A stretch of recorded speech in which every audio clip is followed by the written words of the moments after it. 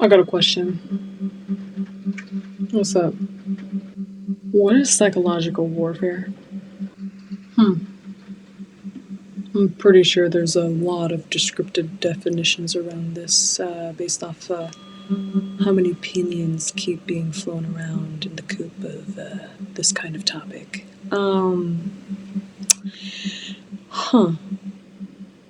Well, you caught me off guard. Oh yeah, I know there's a lot of opinions and definitions that people have created about it, but I want to hear yours, so be my guest. Okay. Well, what I think about that is there's a huge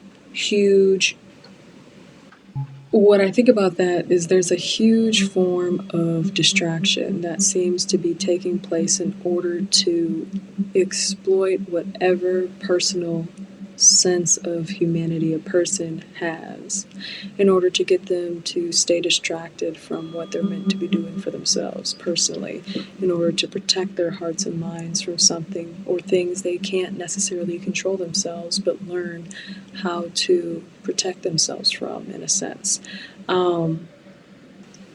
It also can relate to being distracted by things that eat away and go after the areas and parts of people's hearts and minds that they refuse to face within themselves, that get baited through specific distractions that get put in front of people because of their lack of initiative to face those parts of themselves that they find solace and solitude in through paying attention to the distractions put in front of them that bait them into wanting to pay attention to it because they haven't faced a part of themselves that's being triggered and baited into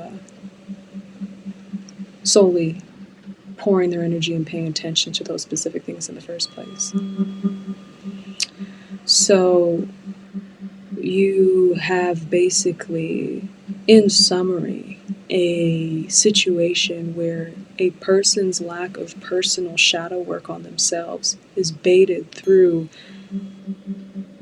regular daily distractions put in front of them that could come in the presence of ads, movies, shows, music, even interactions with people in person, to distract a person further from themselves because they're still living within the very things that they are not facing, that gets baited through what is meant to distract them and harvest their energy, to where most folks don't understand why they feel drained and tired at the end of the day after these experiences of being exposed to these specific forms of distractions, that a lot of the time come in a very nicely created present of a box, metaphorically,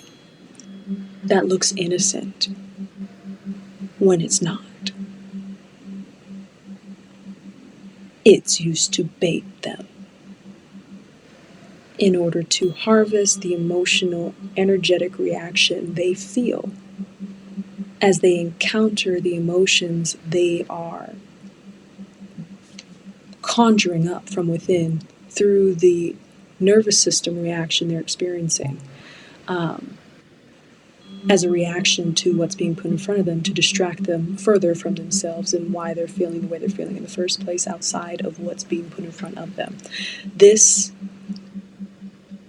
puts me into a mindset of where the Matrix has people in these tubes to harvest their energy from while they're sleeping, but experiencing a mental world that puts them through states of emotional roller coasters so that their nervous system is charging up what the robots are regulating in their world, which in a sense means that we're energy.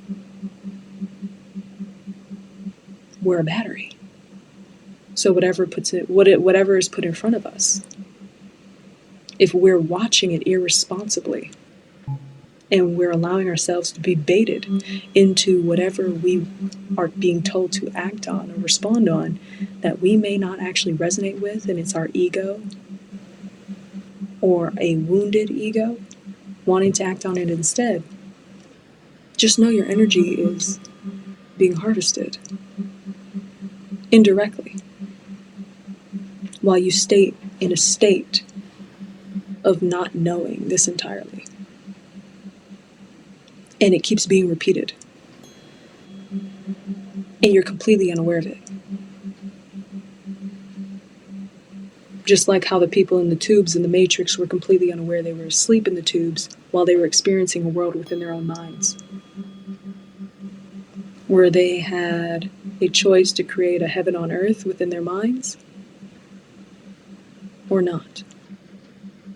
Because their mind is where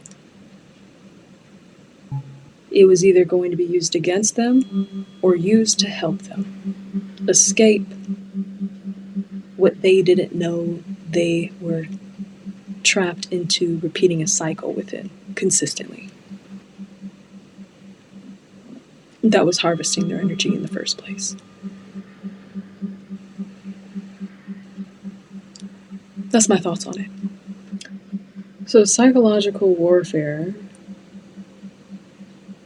for the hearts and minds of others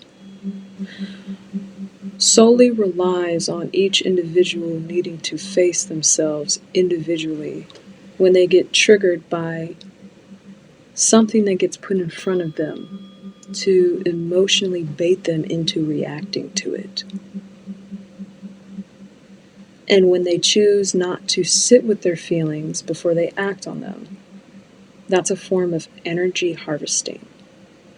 And if they choose to consume more of the information that's being put in front of them in an attempt to distract them from themselves and why they're even feeling the emotions they're feeling that's being triggered in the first place, they find themselves doom scrolling on a topic they can't control until they feel helpless and drained around something that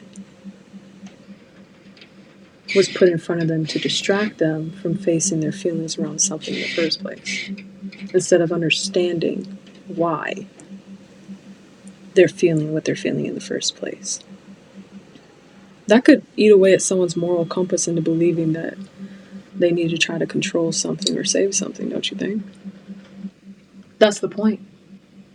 That's why your statement ends with the hearts and minds of people. The psychological aspect I explained, the hearts and minds connects to the moral compass people cognitively live within that indirectly gets used against them through the distractions put in front of them to get them and bait them into acting on something that's connected to a wounded part of themselves they're still not sitting with and looking at before they act on what they want to do. Because everyone has a specific purpose and a mission they're meant to carry out, right? So what they decide to act on personally as an attempt to make a difference personally is their prerogative. It's about what mindset you're operating within when you're doing it. Are you operating from this from a sense of knowing? Once you have sat with your inner shadows and emotions that got triggered from the distraction in the first place? And then do you resonate with operating and doing this? Or are you triggered into action to where you're just operating on action based on your own emotional triggers from what was put in front of you to make you feel like you needed to act from a state of helplessness or anger or sadness? Because if you're going to act on emotion, you're not operating from your internal compass, you're operating from an ego, from your shadows. which will further be triggered by more distractions in order to continue harvesting your energy in energetic forms of reaction. Which is why it's very important that when people show up to do what they are feeling drawn to do, that they know why they're doing it and what they're doing it for. And to know they're not being baited into something for the purpose of being drawn into a crowd. To distract them from the bigger picture that actually needs to be focused on. But they can't see it until they focus on themselves first. Because everyone does have a purpose they're meant to carry out and for what they're meant to be doing, in whatever way that looks like. So if a person finds themselves triggered through what's put in front of them, there's a reason. And it is going to be more than just sitting with those feelings and swifting through them. It's going to be about being guided to what they're meant to be doing too, once they finish sitting with them. And not just acting on them. You get what I'm saying? You act like you know about human behavior. Like you're some sort of psychologist. I could see how that could be misunderstood. Nope. I'm definitely not a psychologist. I just happen to know things. Because I'm connected to myself. And just remember, my answers don't have to be yours. Okay? Take what resonates and leave the rest if you don't resonate with everything I've said, okay? All right. Okay.